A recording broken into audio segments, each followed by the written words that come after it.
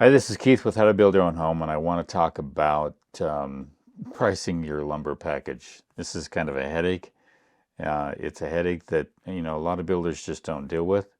But when you're dealing with price fluctuations, that could be a difference between several thousand um, and even just a couple of hundred. It's the work that you need to do sometimes.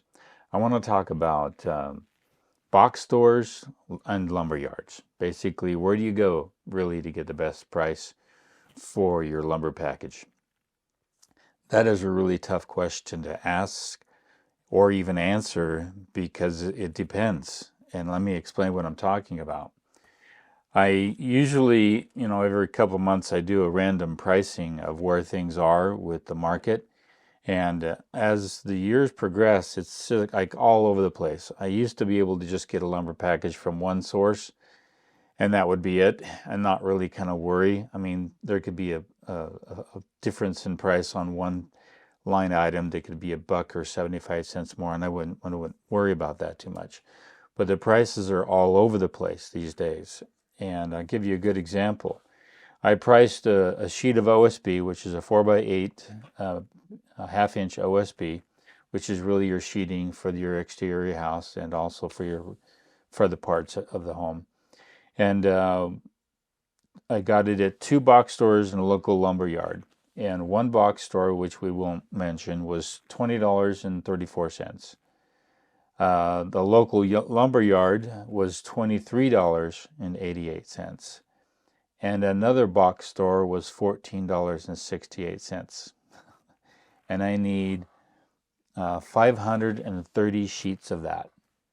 530 sheets of that.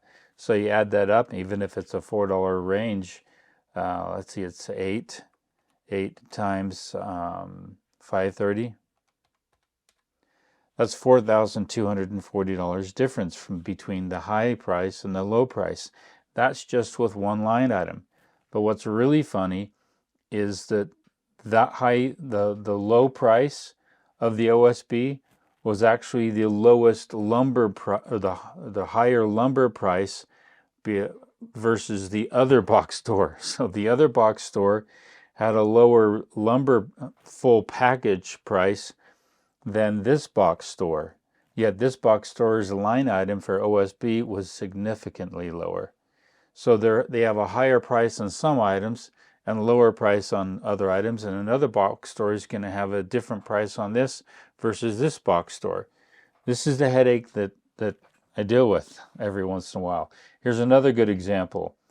I went to one box store to try to find out the price of a 2x8x10. I'm trying to figure out, I need some plating, and I need 20 of them, 2x8 material.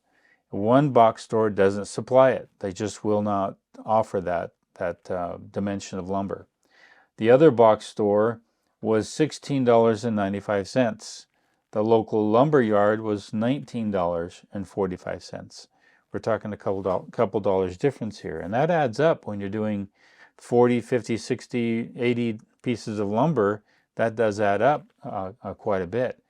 So the headache that I'm dealing with, and I think that a lot of even owner builders are dealing with, is you can't get all your lumber in one place. But then again, you have to factor in, okay, what's the delivery charge? Sometimes it's 35 bucks or 65 bucks. It's increasing. If I have one source deliver here and another source deliver here, another source deliver from there, is that going to be a factor? Typically, I wouldn't worry too much about the delivery cost unless it's way far out. If it's outside of a 50-mile radius, then they're going to charge you more for that. But right now on this job that I'm building, that we start framing on tomorrow, I've got a cut list here, and I'm getting my hardware from one source. I'm getting my rough sawn lumber from another source.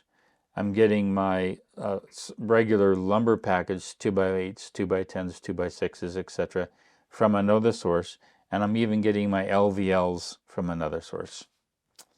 That's what you're dealing with right now, is you're dealing with price differences across the board. And I think that, I don't know if it's a conspiracy or what have you, But one store will say, well, let's just go after all the OSB and we're going to sell that at the most discounted price, and we'll get that from everybody, mainly because the logic is if they can keep the OSB price, because that's what a lot of people watch. They don't watch the stud prices and the 2x6s and 2x4s, etc. They watch the OSB, and so they just go to that store and get it, yet they've got everything else marked up. And then another store is just going to go after this price on this dimension lumber, and then they'll keep that price low. So what I'm getting at here is that if you really want to find a price market for something, it's kind of like finding a point in space. You basically need more than two different markers. If you get a third marker, it kind of tells you where the market is for things. And if you can get three price points for things, it really tells you where you are. It tells you the high and then it tells you the low. And it can be a headache. I'm going to be honest with you. This is why a lot of builders sometimes just, I could literally spend hours and hours here at the desk looking at prices all day long. But my job is to make sure I get quality workmanship on the job site. So you'll find builders that spend all their time, hunting prices here, and they're never on the job. And then you'll find some that are just technicians that are constantly on the job and not watching costs. So it's a real battle. This is why if you do own or build, the best thing you can do is one person manage the back office and one person manage the front office. That's the best success you can have in building your own home. It's also the best success in business. If one partner is managing the back office, then another partner is managing the front office. And that's what you really need to look forward to. Or you need to really, juggle your time effectively, that you're going to put, a couple of hours in watching costs and prices. You're going to also be a couple of hours on the job site. I just wanted to share that with you. Prices are really all over the place, and I'm really having to work harder at finding the price point on stuff. If I went strictly with the local lumber yard, which is my preference, because I love to just give local wholesale places business, I'd be shooting my costs up substantially, but I still give them some business. As a side note, I've watched over the years where local wholesalers, whether it's electrical or lighting, lumber, I don't care what it is, they used to be the source that people would go to. Now people are buying I buy lights online. I used to buy LED lights for 28 bucks a piece. I can get them now for around $3 a piece. Just regular disc LED lights that will last 25 years. So I've seen prices come down, but I've also seen them go up. Local wholesalers, those prices tend to stay at a high point, and I can't purchase them from there. And so I end up purchasing them from a different place. So hunt and peck and search and cross-check all the costs that are out there.